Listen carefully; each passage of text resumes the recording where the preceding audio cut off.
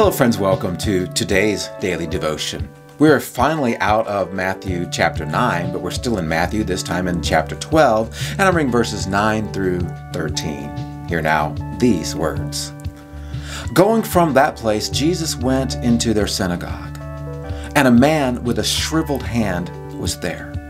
Looking for a reason to bring charges against Jesus, they asked him, "Is it lawful to heal on the Sabbath?"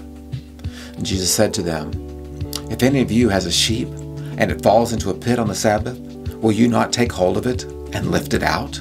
How much more valuable is a person than a sheep? Therefore it is lawful to do good on the Sabbath."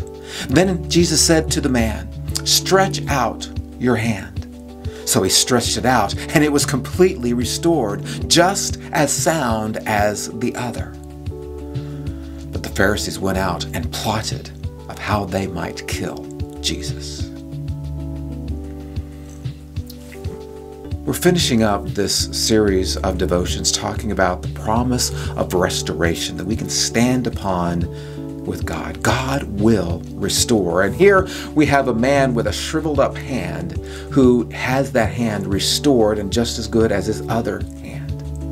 Now there's some resistance to Jesus doing this very good thing for this man. And what is with that?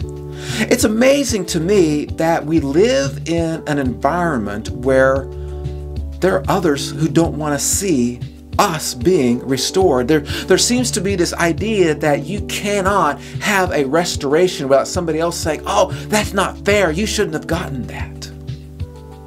It reminds me of the story of crabs in a pot.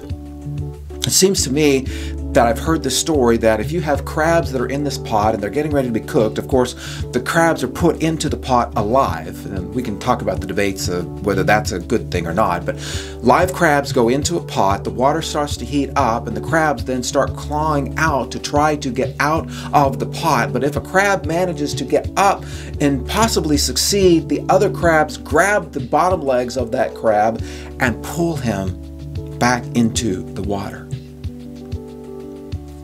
This is what we humans tend to do. We will take anybody who seems to be getting ahead, getting a leg up, and we'll grab them and pull them back.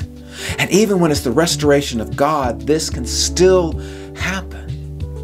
My friends, we need to not allow this self-centered mentality to get in the way of the restoration process that God gives. If somebody gets restored and we're still dealing with our difficulties, let's not get all bent out of shape and try to pull that person back into miserableness, but to rejoice and to be glad. Let's not be like a Pharisee who is looking for a way to put Jesus down, to get rid of him because Jesus dared to do something good to somebody else. And I'll see you tomorrow for another daily devotion.